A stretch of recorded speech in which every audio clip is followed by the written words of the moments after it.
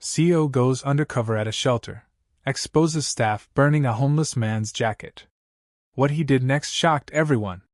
Before we get into this story, let us know in the comments, where are you watching from?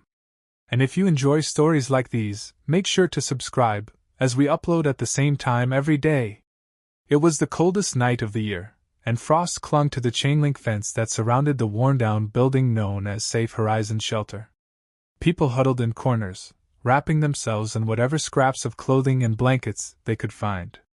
A few stepped inside early, trying to warm up in the cramped lobby, waiting for check-in time.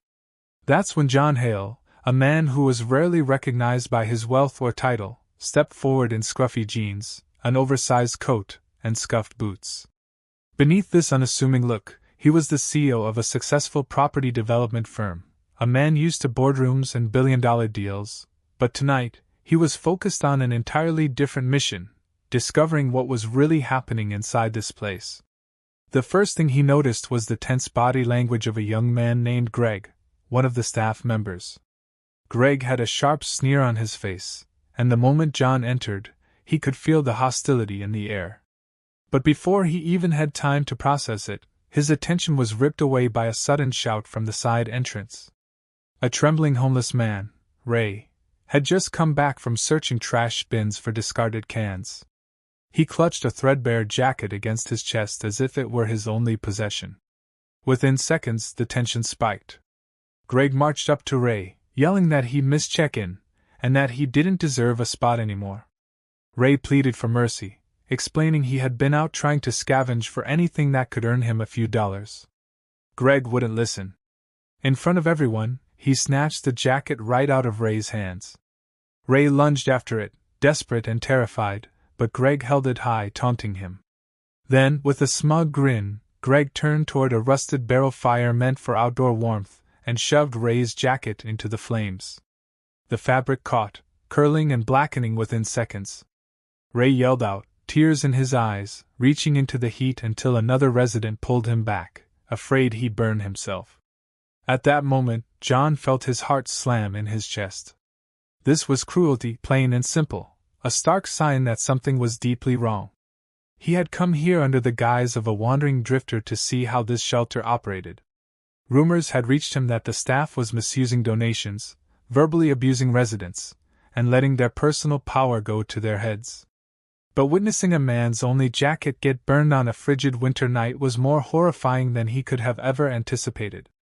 The look on Ray's face was one of defeat and betrayal, and John knew instantly that he couldn't just stand there. He took a breath, fought every instinct to shout out who he really was, and reminded himself he needed to gather real evidence, something that couldn't be ignored, denied, or covered up. He wanted everyone to see exactly how monstrous the situation was. As he stood by, the barrel's flames dancing eerily, John overheard snickers from another staff member. A tall woman with a cold glare seemed to enjoy the display of dominance. The moment she caught John's eye, she pulled her hood lower and turned away, but not before he saw the satisfaction in her expression. It was chilling, and it confirmed for him that Greg probably wasn't acting alone. Meanwhile, Ray stumbled back inside, no jacket, his hands shaking too badly to even button up his thin shirt. Another resident tried to drape an extra sweater over Ray's shoulders, but Greg barked out that they weren't allowed to share personal items. John swallowed hard. He knew this was the first clear sign that everything he'd heard about this place was true, and perhaps even worse than he'd imagined. He decided then and there that he would do whatever it took to expose these abuses. But first, he needed to see the full picture. He had spent the past few weeks rotating through different shelters, picking up volunteers' shifts in secret, discreetly taking notes, and talking with residents to pinpoint systemic problems. He had encountered mild negligence and occasional rudeness, but never before had he seen such blatant cruelty, like a staff member purposely destroying a homeless man's clothing to make a point. Standing in that grimy, overheated corridor, John felt his pulse quicken with the determination to uncover exactly how far this route went. Even if he had to hide his identity for a bit longer, he wouldn't let anyone else fall victim to such inhumane treatment. This was about more than just writing a check or setting up a new facility. This was about confronting people who used their positions of power to torment those who were already suffering. And that confrontation, he sensed, was about to come sooner than he'd planned. The next morning, John rose early, pushing aside the lumpy shelter cot to observe the staff's morning routine. He kept his distance, hoping no one would notice him scribbling in a battered notebook. He wanted to record every rude remark, every neglected responsibility, every glaring injustice. Greg's actions the night before were his first real piece of evidence, a spark that told him the fuse had been lit. He just didn't realize how explosive it would eventually become. But as he watched Greg bark orders at another resident who had asked for a cup of coffee, John realized he wouldn't have to look too hard for the next sign that the entire place was in serious trouble. They called breakfast service, and a single volunteer started ladling out watery oatmeal. The lines were chaotic, the staff impatient. John kept his head down, playing the part of a weary drifter, waiting for the perfect moment to dig deeper. His plan was to uncover everything from misappropriation of funds to possible physical threats. And if last night was any indication, he wouldn't have to wait very long at all. John's mind replayed the sight of that jacket catching fire, the smell of burnt cloth lingering in the air. It rattled him to the core. He had to keep calm, but the frustration simmered in his veins. As Ray stood at the back of the line, shivering in his thin shirt, John quietly passed him a donation slip from a small program he knew offered emergency clothing. Ray nodded weakly in gratitude, clutching the paper like a lifeline. Greg, however, caught the gesture from the corner of his eye. With a snarl, he marched over, demanding to know what John had handed over. John, feigning ignorance, just shrugged and muttered something about a shelter in the next town. Greg snatched the slip from Ray's hand, tore it in half, and tossed the pieces on the floor. That was the second burst of cruelty in less than 24 hours, and it confirmed John's suspicion that Greg's meanness wasn't just a one-off. It was the norm here. A hush settled in the lobby as some of the residents watched the confrontation. They looked afraid, not of Greg physically hurting them, but of being thrown out onto the street, stripped of any comfort or safety the shelter provided. That fear was a powerful weapon in Greg's hands. John wanted to stand up, to shout that he owned the entire block, that Greg's job was hanging by a thread, but he bit his tongue. This wasn't the time.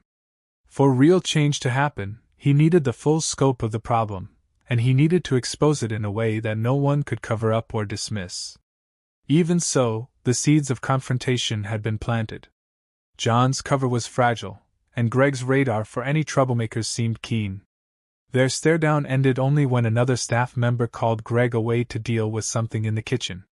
As Greg vanished around the corner, John exhaled slowly. He had come here to investigate, but after seeing how brazen Greg was, John realized he'd stumbled into a situation that was worse than he had ever imagined. And in the midst of that worry, a steely resolve began to grow. No one should have to live in fear within a shelter, the very place that's supposed to protect and nurture them. John decided right then, he would not leave until he had enough evidence to put an end to this tyranny, even if it meant appending his own life in the process.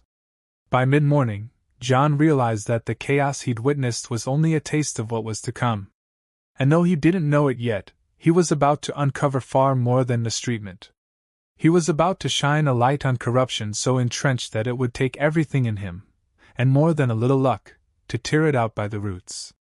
A filthy hallway light flickered overhead as John made his way toward the staff office, staying quiet and unobtrusive, looking for any other signs of wrongdoing. Everything he had seen so far told him one thing: the staff who were running this shelter didn't care about the homeless. They cared about power. And if the burning of that jacket was any indication, they were willing to use intimidation and cruelty to maintain it. He left the dining area with more questions than answers, but the stage was set. He knew that one public outburst, one catastrophic humiliation, was all it would take to bring the entire corrupted system to its knees. And if he didn't do it soon, he feared that more innocent people, like Ray, would suffer the consequences. So he continued to observe, to question, to quietly dig into files and overhear whispered conversations, never letting on that he was anything but a drifter, a man with no power, no resources, and nowhere else to go. The morning rush had barely died down when John slipped back to the staff office, hoping to catch a glimpse of how they managed supplies and finances. Standing behind a half-closed door, he noticed a cheap metal cabinet labeled Donations. It was locked. Not exactly surprising, but then he heard hushed voices, Greg's, and another staff member named Fiona. They were arguing about some special packages, and whether they had arrived yet.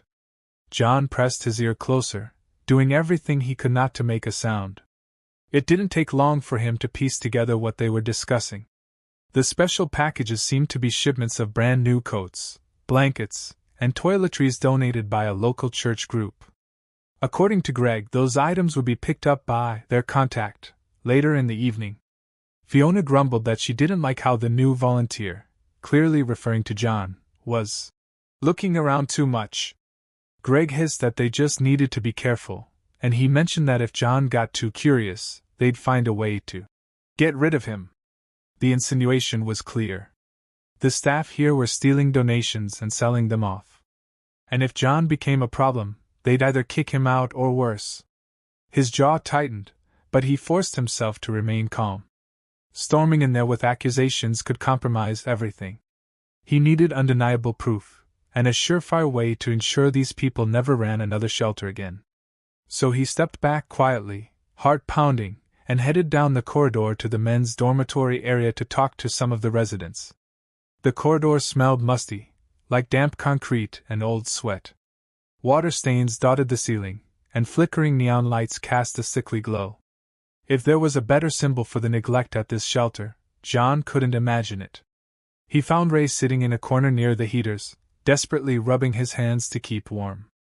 At first, Ray bristled, as if expecting another confrontation. But when John offered a gentle smile and lowered himself to sit on the grimy floor next to him, Ray relaxed just a fraction. It took some coaxing, but eventually Ray shared more of his story. He'd lost his job months ago, ran out of savings, and ended up on the streets. He said some staff members here used to be decent, compassionate, even, but once Greg took over as shift supervisor, everything changed. Harassment, threats, and intimidation became routine. One resident who dared to complain had his belongings misplaced by staff. Another was kicked out under the flimsiest excuse on a stormy night. The jacket burning wasn't an isolated incident. It was a scare tactic. "They want us to stay in line," Ray explained, his voice trembling with a mix of fear and anger. "If you speak up, you lose what little you have." John's grip tightened on his makeshift notepad. This was more than enough reason to blow the whistle, but how many people would believe the word of a homeless man against the staff? Especially when those staff members had undoubtedly covered their tracks. John understood he needed something irrefutable, something that would force authorities to act. He told Ray, in a careful whisper, that there might be a way out of this. But Ray just cast him a skeptical glance. "I've heard that before," he muttered. Undeterred, John offered a simple reassurance. "Trust me. I'm not exactly who you think I am." Ray looked at him curiously but didn't press. Maybe he'd been disappointed too many times to hope for a miraculous change. Still, there was a spark in his eyes, like a man who wanted desperately to believe that someone might finally be on their side. John knew he couldn't promise immediate safety, but he also knew he wasn't leaving until this place was torn apart from the ground up. And if Greg thought he could intimidate him into staying silent, he was in for a rude awakening. Under normal circumstances, John Hale wouldn't have hesitated to reveal his identity and put a stop to the horrors he was seeing. But these weren't normal circumstances. The people in charge of the shelter were cunning, controlling, and fearless. He needed to catch them red-handed. He needed a dramatic confrontation that would lay everything out in the open and leave no room for them to wiggle away. So he bided his time, watching the staff's every move, memorizing faces and overhearing snippets of conversation. Each day, he jotted down notes, times, dates, who was involved, what was taken, and how the residents were treated. It was a painstaking process, but one he believed would pay off in a massive, public reckoning. Little did Greg and Fiona know that the man who lurked quietly in the background wearing threadbare clothes and lining up for watery oatmeal, was actually a CEO with the power and resources to destroy them. And as John continued gathering evidence, a slow, simmering anger built within him, fueling an unwavering commitment to seeing justice served. The next red flag came sooner than John anticipated. And when it finally exploded into view, it did so in a way that left no doubt: the employees of this shelter, or at least a dangerous subset of them, had no business caring for the vulnerable. They thrived on cruelty, and it would be their downfall. Night fell again, and the shelter was busier than usual. A sudden cold snap meant more people were seeking refuge. The staff seemed annoyed by the influx, as if the very people they were meant to help were just an inconvenience. John lined up with the rest, quietly observing. But the real fireworks started when an elderly veteran named Frank attempted to check in after hours, claiming he had to attend a counseling appointment. Greg was manning the front desk. He smirked as Frank approached, demanding to know why he was late. Frank explained politely, but Greg waved him off. "Rules are rules. You miss curfew, you don't get in." Frank, who had a noticeable limp and was visibly trembling in the biting cold, tried to beg for leniency, pointing out that it was nearly freezing outside. Greg's response was to roll his eyes and say, "Not my problem. Should have thought about that before you decided to waltz in here whenever you feel like it." That's when another staff member, clearly emboldened by Greg's cruelty, started to joke about how Frank was past his prime anyway. The laughter was cruel, echoing in the cramped entryway. People waiting nearby turned away, either out of fear or sheer disbelief. John felt his blood boil. He couldn't stomach the idea of a senior being left out in the cold, especially a veteran who had served his country. Yet, he forced himself to hold back, to not reveal his true identity just yet. He wanted to see if any of the staff would step up, or if they were all too terrified of Greg to intervene. The silence was deafening. No one said a word to defend Frank. None of the staff, aside from a timid woman in the corner who looked like she might be a newer hire, so much as opened their mouths to contradict Greg. And by the look on her face, she was scared to do so. Seeing that no one would challenge him, Greg turned to Frank again and said, "Out. Now." Frank's shoulders slumped.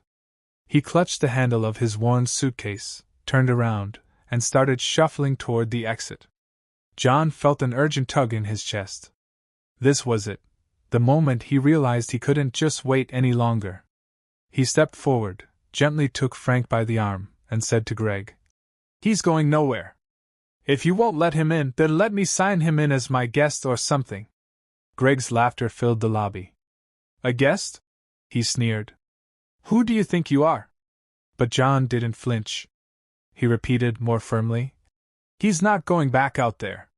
For a fleeting moment, Greg seemed taken aback by the defiance. Then, his expression darkened. "You want to lose your spot too, buddy? 'Cause that can be arranged. I don't care about your sob stories." He flicked his gaze between John and Frank, clearly relishing the power he held. The tension rose like a heavy fog, so thick you could almost taste the bitterness in the air. Frank looked at John with wary gratitude. But John knew that any second now, Greg would make good on his threat. He braced himself, half expecting the staff to physically throw him and Frank out. That's when the timid woman, her name tag read Robin, cleared her throat. Her voice was shaky, but she said, "He's a veteran, Greg. And there are exceptions for medical appointments, especially in this weather." Her words were barely audible above the hum of the overhead lights, yet they cut through the tension like a knife. Greg's head whipped around. "You want to correct me, Robin? You want to see what happens if you try to undermine my authority?" John could practically hear her heart pounding. She swallowed hard but didn't retreat.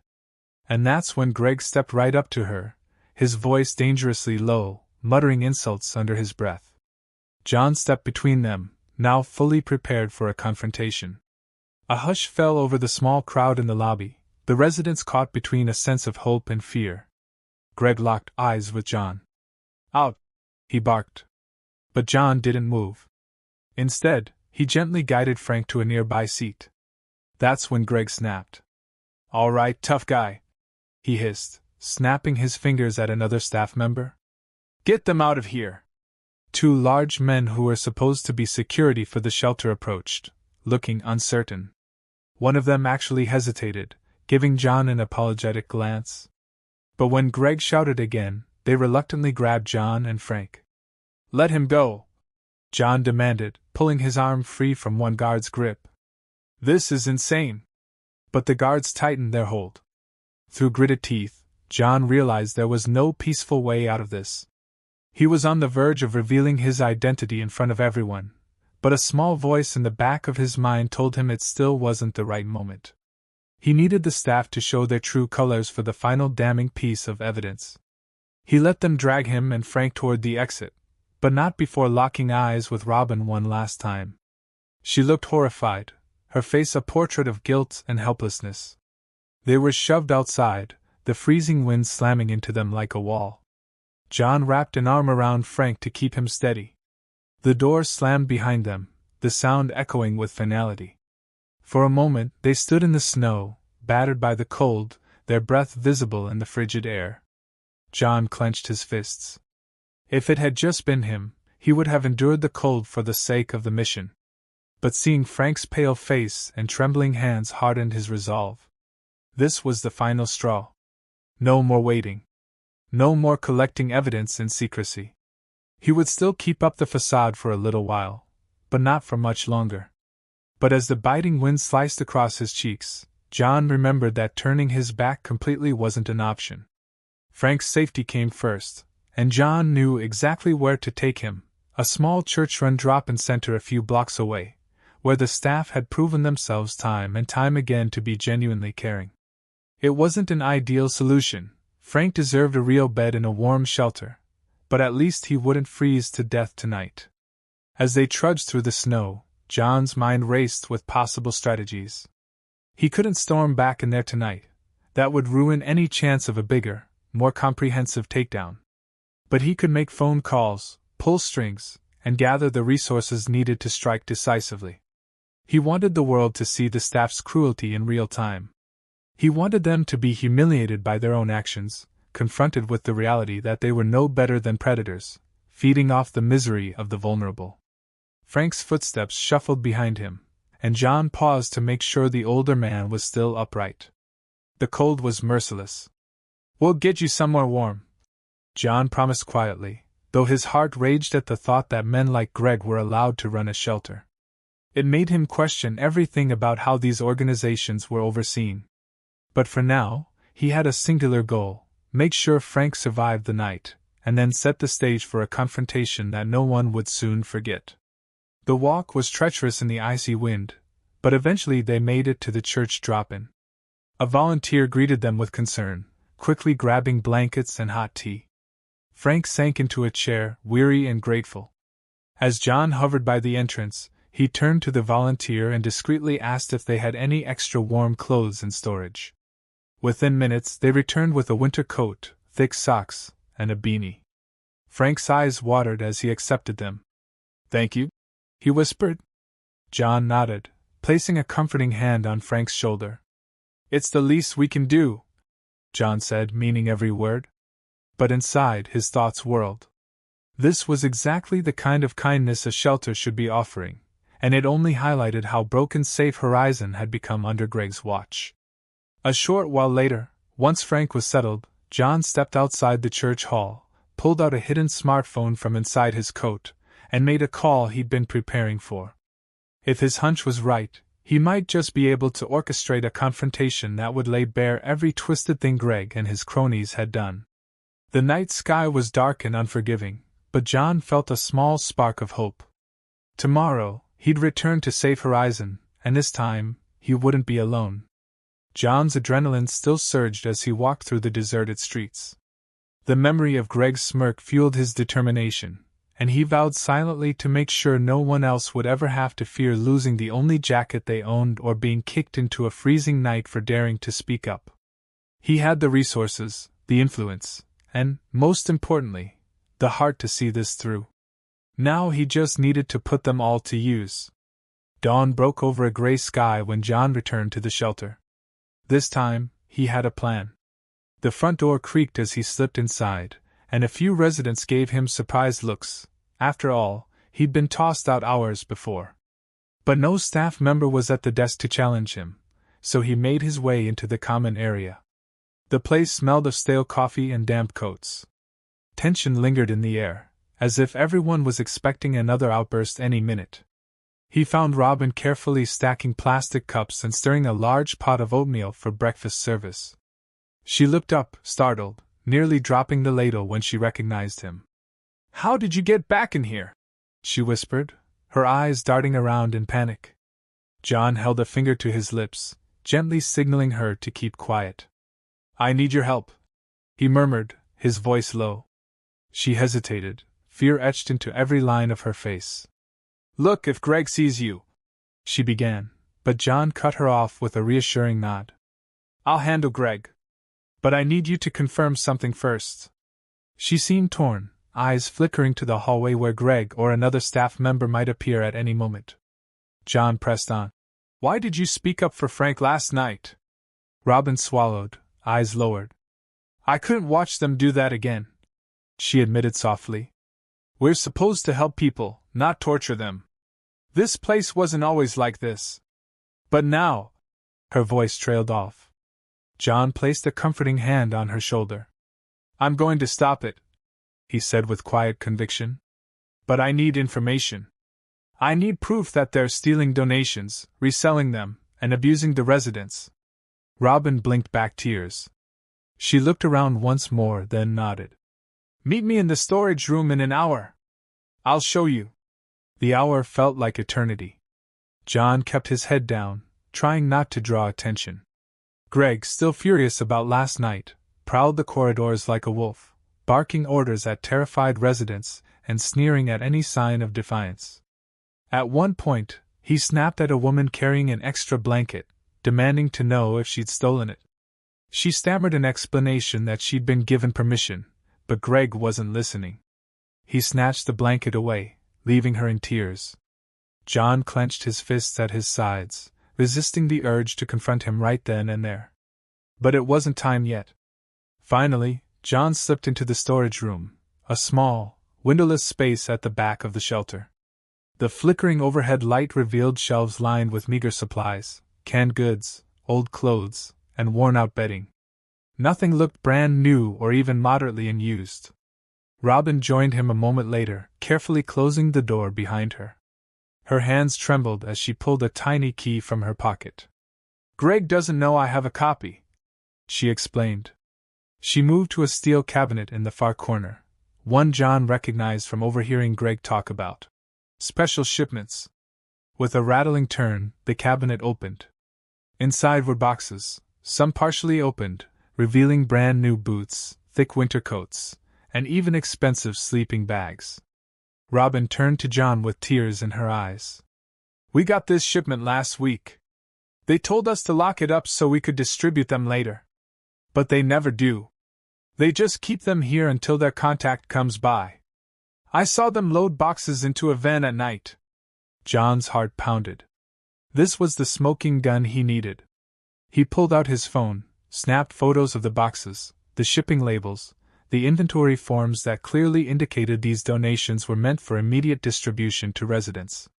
"This is perfect," he breathed. "They can't deny this." Robin wrung her hands anxiously. "They'll know I helped you," she whispered, her voice thick with worry. I can't lose this job. It's the only thing I have." John gently took her hand and said, "You won't lose anything. I promise." He meant it, though he knew it was a promise that would require extraordinary measures to fulfill. But if all went according to plan, soon Robin wouldn't have to worry about Greg or any of the others ever again.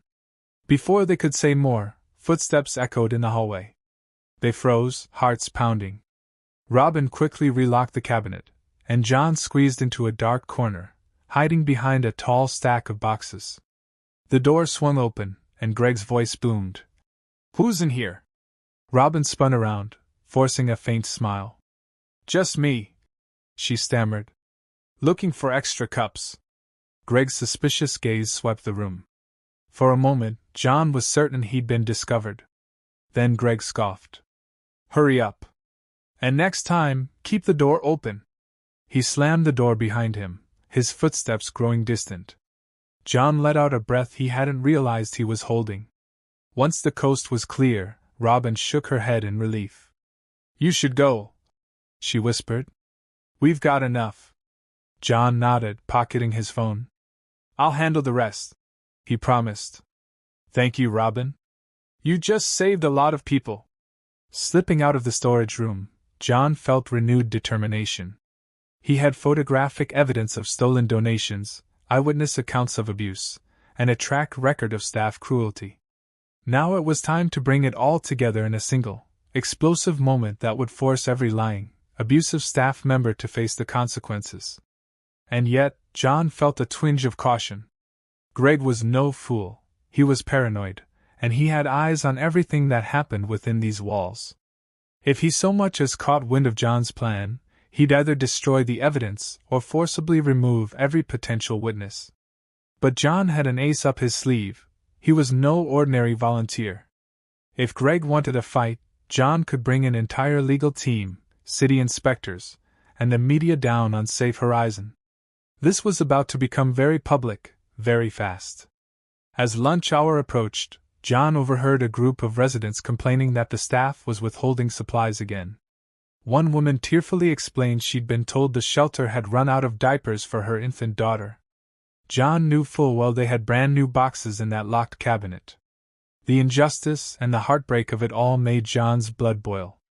The moment he caught a glimpse of Fiona and another staff member snickering about the woman's predicament, it took every ounce of restraint not to confront them right then and there.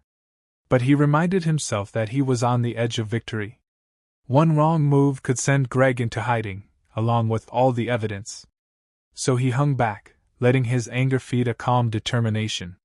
He focused on final preparations for the big reveal, quietly making phone calls behind the building, texting pictures to key contacts who could help him orchestrate this takedown. The plan? Catch them in the act of loading the stolen donations that very night, while a few of John's associates and local authorities stood by, ready to pounce. A single raid, captured on camera, would be enough to seal Greg's fate. But as the hours ticked by and nighttime approached, the tension inside Safe Horizon turned downright suffocating. Greg patrolled the halls like a hawk, barking orders at staff, threatening residents who dared to speak above a whisper. John caught him berating a timid teenager for using the communal phone. The boy had simply wanted to call his worried mother, but Greg ripped the phone from his hand and told him to shut up and be thankful he had a roof over his head at all. John forced himself to walk away before his boiling rage burst forth. He managed to slip out the back entrance and dial a friend who worked with local news outlets. They confirmed the filming crew would be on standby, waiting for his signal. John then texted a lawyer who specialized in nonprofit fraud, attaching the photos of the hoarded donations. The response was quick and clear. This is enough to put them behind bars. Just say when. John exhaled in relief. It was finally coming together. Now, he needed Greg to take the final step, loading up the stolen goods for pickup. From what Robin had told him, the contact usually arrived around midnight. That meant John had just a few hours to position everyone in the right place. The plan was risky, but if executed correctly, it would be the downfall of Greg and any other staff involved. He returned to the dormitory area, where a few residents were milling about. Most of them kept their heads down, but Ray spotted him and beckoned him over.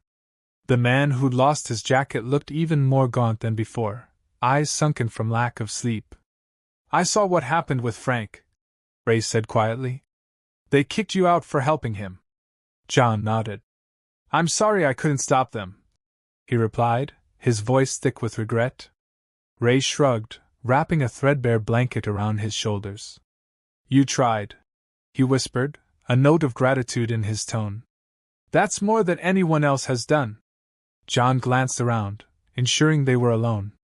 Listen, Ray, I can't say too much yet, but something big is going down tonight. If things go well, this place will change. Don't lose hope. Ray studied John's face, and for the first time, John thought he saw a flicker of cautious optimism in the man's tired eyes. "All right," Ray said softly. "I won't." The hours crawled by. John spent them observing, biding his time, and giving subtle nods of encouragement to residents who looked his way. Eventually, midnight approached. John slunk outside to the alley, where 3 dark vans were parked discreetly. One belonged to his legal team, one to the news crew, and one to city officials. They waited, lights off, engines silent, ready for his signal. Sure enough, at around 12:15 a.m., a windowless van with no license plate visible pulled up to the back of the shelter. John crouched behind a dumpster, peering around the corner. Greg appeared, whispering instructions to 2 burly staff members. They carried crates labeled with the name of the charity that had donated them, quietly loading them into the van. John could see the glint of brand new winter coats and boots under the single flickering streetlight. This was it. The final piece of the puzzle. With his phone in hand, John hit send on a pre-typed message. Now. Within moments, the quiet alley exploded into life. The news crew flicked on bright camera lights, city officials stepped out, and John himself walked into the glow, camera lens capturing every stunned expression. "Greg!" John shouted, voice echoing off the shelter's walls. "Care to explain why you're stealing donations meant for the homeless?" Caught in the harsh glare of the lights, Greg stumbled back, the color draining from his face. The men loading the van froze. Fiona, who had been skulking at the shelter's back door, let out a gasp. For a split second, no one moved, no one spoke, and the only sound was the hum of the cameras capturing every detail of this midnight sting. Then Greg rallied, spinning to shout at his goons. "Shut it down! Shut it all down!" A staff member lunged for the cameras, attempting to block the lens, but a city official stepped between them, brandishing an ID badge. "Step aside," she said coldly. "You're interfering with an official investigation." Greg's eyes darted around like a trapped animal. His usually smug expression twisted into a sneer. "Who do you think you are?" he spat, focusing on John. "You come here, cause trouble, and now you're leading a damn parade?"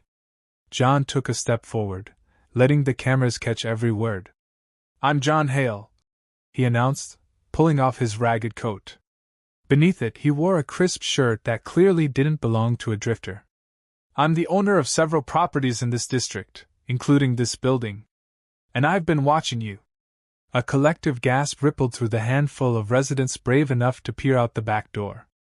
Some recognized John's name from local news or remembered hearing about a wealthy developer with philanthropic leanings.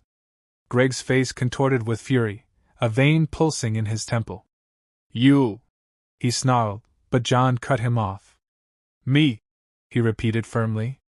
"You've been abusing residents, stealing donations, burning the possessions of those who rely on you for help." He jabbed a finger at the open crates in the van. "And there's the proof." A city official stepped forward, flanked by 2 uniformed officers. They glanced inside the van, noting the charity's labels. One officer lifted the corner of a plastic-wrapped coat, shaking his head. "These were supposed to be handed out to the homeless, not sold under the table," he said, looking at Greg with unconcealed disgust. Greg tried to laugh, the sound hollow and desperate. "You don't have any real proof. People donate all kinds of things. Sometimes we store them off-site. You can't prove intent." But John held his phone up, the screen showing a series of photographs timestamped over the past few weeks. "I've documented everything," he said, turning the phone around so the cameras could catch a glimpse. "Several shipments went missing, but they were simply stored here until your van arrived to pick them up at night. We have inventory lists, donor statements, and staff witnesses." Greg's eyes flickered in panic. He looked back at Fiona, who was already inching away, attempting to escape into the shelter, but she was blocked by 2 more cameras. The news reporters fired off questions. "Greg, how long has this been going on? Do you have a response to these allegations of abuse? Why are you stealing from the very people you're supposed to help?" Greg ignored them, instead turning back to John with unbridled hatred. "You set me up," he hissed, stepping closer, fists clenched. For a moment, it looked like he might attack John. But John stood his ground, chin raised, not flinching under the raging man's glare. "You set yourself up," John corrected, his voice measured but laced with anger.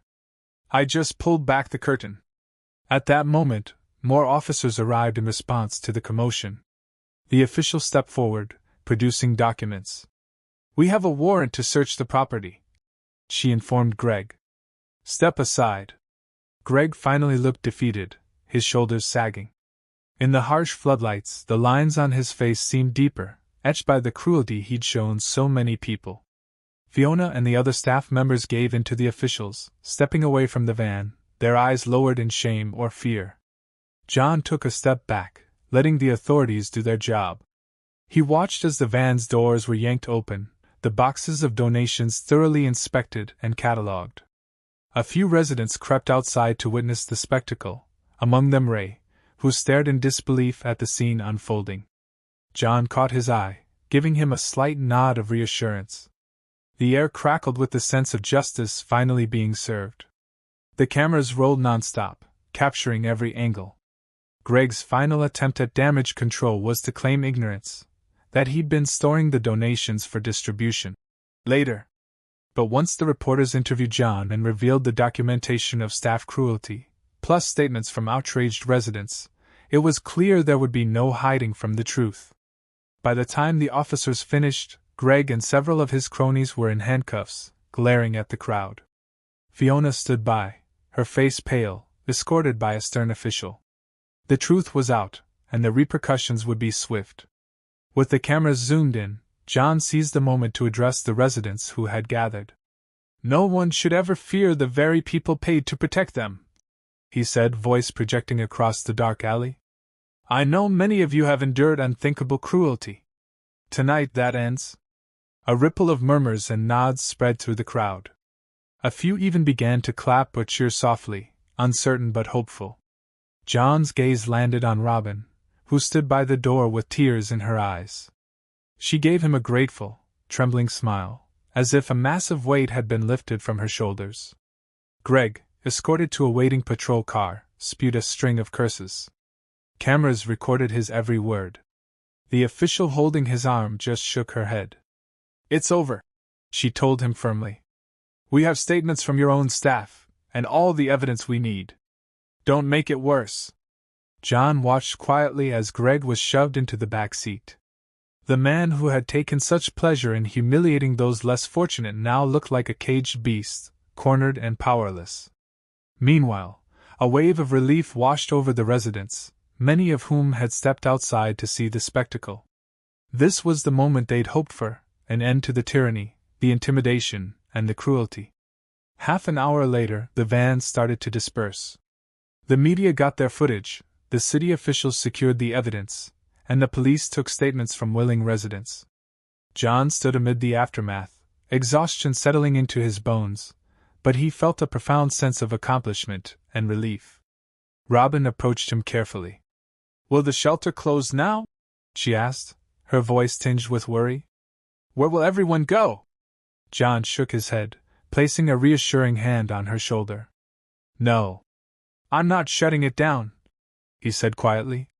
"I'm putting it under new management. And that means people like you, who genuinely care, can stay if you want to." Her eyes welled up. "Really?" she whispered. John nodded, smiling. "Really. There's a lot to fix, but we'll do it the right way." Ray came up to them, still shivering in his thin layers. John unzipped his own coat, one that was actually decent, and handed it to Ray without hesitation. "It's yours," he said. "Let's get you something even better once we reorganize these supplies." The gratitude on Ray's face was indescribable. "Thank you," he said, voice trembling. I don't know what else to say." John squeezed his shoulder gently. "You don't have to say anything else. You deserve respect and safety, just like anyone else." It was the first step in a long process of rebuilding trust and improving conditions. But in that tense, camera-lit alley, the power dynamic had shifted. No longer were Greg and his cronies in control. The residents, the volunteers, and John himself had taken back the narrative. And as the patrol car carrying Greg drove away, John felt a surge of hope that this shelter could become what it was always meant to be, a haven for people in need, not a hunting ground for abusive staff. A few hours later, once the last news van pulled out and the shelter's doors were locked for the night, John made a quiet promise to himself. He would overhaul this place from top to bottom. He would ensure that the staff who remained were there for the right reasons. He would guarantee that every donation was used properly, that every resident was treated with dignity. Because if there was one thing he had learned, it was that the most vulnerable among us need more than just a roof. They need compassion, understanding, and unwavering respect. And so ended the night that would forever be remembered by those who lived through it, the night a ruthless staff was exposed and an undercover CO stepped out of the shadows to bring justice crashing down like a hammer. But the story wasn't over. The new chapter was just beginning, one in which the homeless wouldn't have to cower in fear, and the shelter's doors would be a symbol of genuine refuge, not oppression. In the days following the raid, the shelter was in chaos, but for once, it was a constructive kind of chaos. Investigators came in and out, checking records, interviewing staff, and verifying the extent of the corruption. John spent nearly every waking hour overseeing the transition. He hired a small team of trusted individuals, social workers, legal advisors, and former shelter directors with impeccable records, to take control of Safe Horizons' daily operations. There was a lot to sort out, ensuring the residents still had access to food and basic necessities, cataloging all the stolen goods, and coordinating with donors who wanted reassurance that their contributions would now be properly used. Through it all, John made one thing clear: this shelter would remain open, and its mission would remain the same, but the culture was going to change dramatically. The new staff would undergo training in empathy, conflict resolution, and mental health support. Additional security measures were put in place not for the residents, but to keep potential bad actors from exploiting the system again. Robin stepped up to help organize. She worked closely with the new administration, guiding them through the chaotic mess Greg and his cronies left behind. Her nervous demeanor gave way to cautious confidence, as she realized she no longer had to cower in fear of retribution. She even began greeting residents with a smile, encouraging them to come forward with any issues or concerns without worrying about punishment. Ray, too, found himself a new beginning. With John's support, he got into a transitional housing program, but he kept coming back to Safe Horizon to volunteer. "I want to help people who went through what I did," he explained. And in a touching twist, John offered him a part-time job assisting with donations. That meant Ray, the man whose jacket was so callously burned, was now the person in charge of making sure every donation reached those who needed it most. It was a symbolic gesture that resonated with the residents, many of whom witnessed Ray's transformation from a broken man on the outskirts to someone who played a meaningful role in daily operations. But perhaps the most significant change was felt in the air, a sense of relief, of possibility, that hadn't existed before. Where people once walked with hunched shoulders and downcast eyes, they now stood a bit taller, murmuring small but hopeful words. They were cautious, of course. Some had been betrayed by so many broken systems that trust didn't come easy. Yet they could see that John was serious about his promise to make this a real haven. Meanwhile, legal proceedings against Greg and his associates loomed on the horizon. The stolen donations, the documented abuses, and the on-camera sting operation had built a strong case against them. John's legal team was relentless. Charges ranged from theft and fraud to endangerment, given they had put vulnerable residents at risk. If convicted, Greg and the others faced serious jail time. And though some bystanders wondered if that was too harsh, the residents who had suffered under them felt vindicated knowing that justice would finally be served. News outlets followed the story for weeks. The footage of Greg's arrest became a viral clip, symbolizing a systemic problem that many had suspected but few had been able to prove. Interviews with John painted him as a kind of vigilante philanthropist.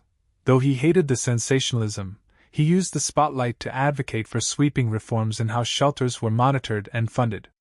"This shouldn't happen in the first place," he told a local news anchor. "We need consistent oversight, transparent management, and a genuine spirit of compassion guiding every decision in these facilities. And so the conversation began to shift away from just one crooked shelter to the larger issue of care for the homeless population. Donations started pouring in, not just to Safe Horizon but to other charities as well. Volunteers stepped forward, local businesses offered free services, and city officials started drafting stricter regulations for shelter operations. In a matter of weeks, the city seemed to come alive with renewed energy to address homelessness more effectively. It wasn't a perfect solution, but it was a significant step forward. Back at Safe Horizon, one of the more emotional moments came when a group of residents decided to host a small, gratitude dinner for John and the new staff. The dining hall, once a place of tension and fear, was transformed with simple decorations, handmade paper flowers and tablecloths pieced together from donated fabric. Residents cooked what they could, creating a makeshift feast of soups, pasta, and donated pastries. It was modest, but the warmth in the air was palpable. Laughter replaced the anxious glances that used to plague mealtimes. During that dinner, Ray stood up to make a short speech, his voice shaky but earnest. "A few weeks ago," he said, "I lost the only thing I had left, my jacket. I thought the world was a dark place that didn't care if I lived or died. But tonight I'm standing here, not just with a new jacket, but a new hope. We're all proof that kindness can make a difference, and that even when you've hit rock bottom, one act of compassion can pull you back." He paused, eyes scanning the faces of those gathered. "I never thought I'd say this," he continued, voice thick with emotion, "but I'm proud to be part of this place now. And I want to say thank you to everyone who refused to look away." He glanced toward John, who sat quietly at a long plastic table, wiping the corner of his eye. The crowd clapped and cheered, some hooting in encouragement. People who used to be strangers bound by desperation now felt like a tentative, supportive community. Later, as the crowd thinned out and people returned to their cots, John lingered in the hallway, reflecting on how drastically things had changed. He recalled the moment he first walked in, seeing that jacket burning in the barrel, the staff's sneering faces, the hopelessness that hung over every resident. It felt like a lifetime ago, yet it had only been weeks. Robin found him standing near the same spot where Greg had once ridiculed residents. She gave him a slight, exhausted smile. "We did it," she said softly. John nodded. "Yeah," he replied. "But there's still a lot to do." She laughed a bit, the tension in her shoulders finally eased. "I know.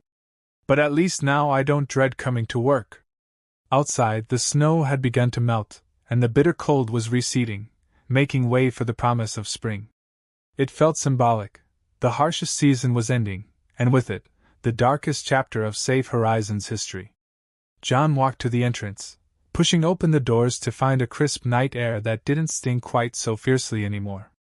He took in a long breath, letting the cool breeze fill his lungs. As he exhaled, he thought about the future, the new safety protocols, the oversight committee he planned to form, the building renovations he'd financed to ensure everyone had a warm place to sleep. This was more than just one victory, it was the start of something bigger. He imagined a day when shelters would all be run by people who genuinely cared, where homeless individuals would be treated with respect and dignity, and where stories like his undercover mission would no longer be necessary because abuse would be unthinkable. Yet, for all his optimism, John was grounded enough to realize this was an uphill battle. Poverty, homelessness, and corruption wouldn't vanish overnight. But with dedicated staff, proper resources, and a renewed spirit of compassion, places like Safe Horizon could be beacons of hope rather than chambers of despair. As he turned back to re-enter the shelter, he caught sight of Ray standing by a bulletin board, pinning up a list of job openings for residents who were looking to turn their lives around.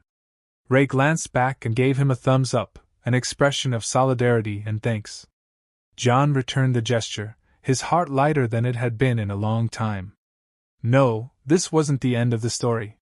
It was the beginning of a new chapter, one defined not by tyranny and fear, but by the collective effort to uplift the most vulnerable. And as John joined Robin, Ray, and the other new staff members in drafting the next day's plan to distribute supplies properly, He realized that in this small corner of the city, they had proven it was possible to stand up to cruelty and to win. They had transformed despair into hope, proving that sometimes all it takes is one dramatic stand to topple the pillars of corruption. And that's a truth no one could ever take away from them. In the following months, Safe Horizon underwent a remarkable metamorphosis. John funneled funds into hiring mental health counselors, nutritionists, and job placement experts.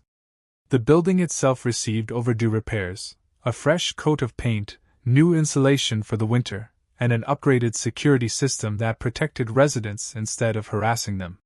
Word spread quickly, and soon, Safe Horizon became known not as a place of fear but as a place of genuine refuge. Robin, now the shelter's interim director, demonstrated extraordinary leadership. Drawing on her experiences under Greg's regime, she crafted new guidelines to ensure transparency. Donations were meticulously logged, with receipts sent directly to donors. The homeless community noticed the shift. People who had once avoided Safe Horizon out of fear now came seeking shelter and support. And for every individual who stepped through the doors, the staff, trained in empathy and crisis intervention, met them with compassion instead of suspicion. Ray, with John's support, established a small clothing drive initiative. He called it Warmth for All. Using leftover funds and newly earned grants, they set up collection points around the city. Volunteers would wash, sort, and distribute items regularly so no one would face a winter's night without proper gear. The irony of Ray, whose own jacket had been burned in an act of cruelty, now overseeing a program that provided jackets to others, wasn't lost on anyone. It became a local feel-good story, covered by reporters who once documented the shelter's downfall. Meanwhile, Greg and his corrupt associates faced trial. The evidence was damning, the testimonies from residents and Robin unflinching. In court, Greg tried to paint himself as an overworked shelter manager doing his best under tight budgets. But the mountain of proof revealed his nightly pickups, the money exchanges, and threats against anyone who dared challenge him. He was found guilty of multiple charges, including embezzlement of charitable goods, and sentenced to prison. Fiona and the security goons who assisted him also received their share of legal repercussions, though some cut plea deals to reduce their sentences in exchange for testifying against Greg. On sentencing day, a handful of Safe Horizon residents attended the hearing. Among them was Frank, the veteran who had been kicked out on that freezing night. He had since been placed in a supportive housing program, with help from John's network. Standing in the courtroom, Frank watched Greg's downfall with a mixture of anger and relief. When the gavel slammed and Greg was led away in handcuffs, Frank felt a weight lift off his shoulders that he never realized he'd been carrying. The staff who had tormented him were finally held accountable. Back at the shelter, news of the sentencing spread. Some cheered, others let out sighs of relief. Many were simply happy to see justice served. But as the dust settled, the real work continued, helping people find jobs, reconnect with estranged family, manage mental health challenges, and build stable futures. John seldom spoke publicly about his role as the undercover CEO, preferring to let the press highlight the shelter's transformation rather than his personal heroics. He always directed the spotlight toward the staff and residents who were rebuilding the place day by day. But privately, he remained deeply involved, attending weekly strategy meetings and forging partnerships with other nonprofits. His mission was no longer just about one shelter, it was about improving the entire system. One chilly evening, months after the dramatic sting, John found himself walking through the shelter's halls. The walls were brighter, the floors cleaner, and the atmosphere far more welcoming. He passed by a bulletin board filled with success stories, photos of residents who'd secured housing or regained contact with family, each pinned with a small note of encouragement. In the dining area, the smell of hearty stew replaced the stale oatmeal from before, and laughter echoed where fear once reigned. He spotted Ray helping a newcomer pick out a coat that fit. The newcomer looked shy and a bit overwhelmed, but Ray, with a gentle patience, explained, "Don't worry, we've got plenty. Take one that's really going to keep you warm." It was a small scene, but it encapsulated how far they'd come. Robin waved John over to a nearby table, where a group of volunteers was discussing an upcoming fundraiser. She handed him a flyer advertising a community event aimed at raising money for expanded services, including medical checkups and legal aid for residents. "We're calling it a Night of Hope," she explained. "Local musicians, artists, and a few city representatives are coming.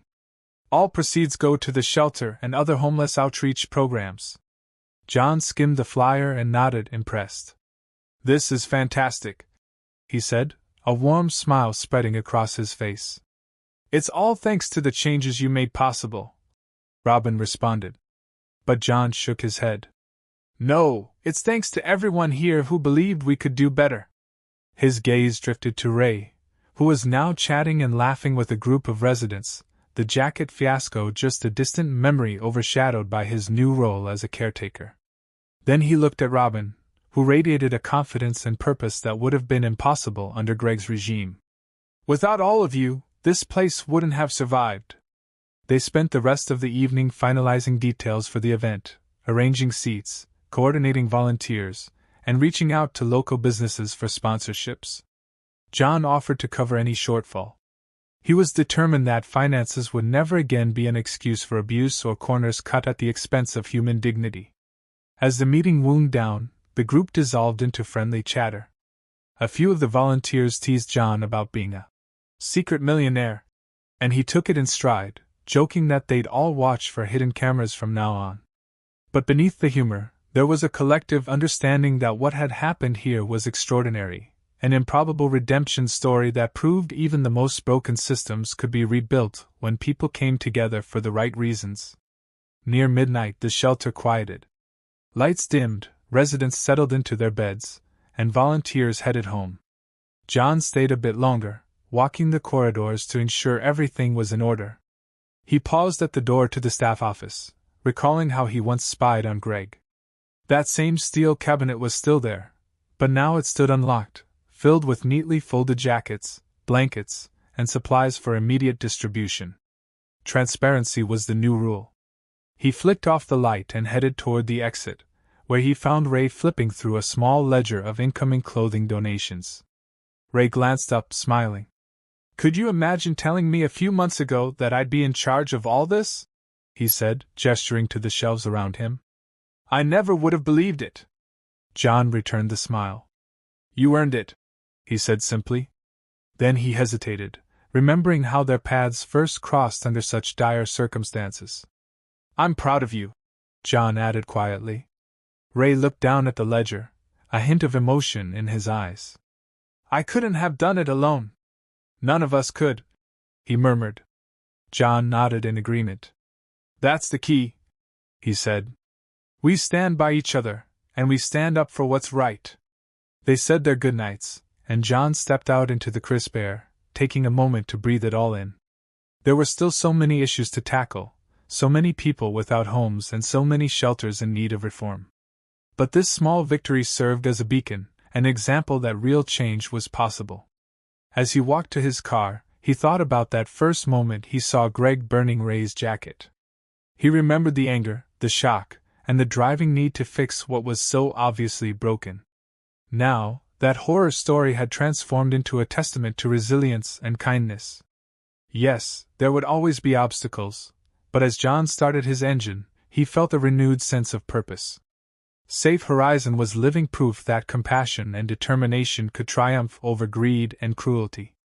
And if anyone tried to doubt that change could happen, all they had to do was look at this place, no longer haunted by the ghosts of broken trust but instead lit by the warmth of human decency. In the end, that was the greatest victory of all, a shelter that honored its name, a community that found strength in unity, and a man who used his power for the good of those who had none. The staff who once tormented and stole from the homeless were gone, replaced or reformed. The residents who once feared for their safety now found hope. And through it all, John Hale emerged not as a hero in some made-for-TV drama, but as a reminder that sometimes, all it takes is one courageous decision to spark a chain reaction of positive change. He drove away that night with a heart full of gratitude and a mind buzzing with ideas for the future. Safe Horizon was safe at last, and that, he promised himself, was only the beginning.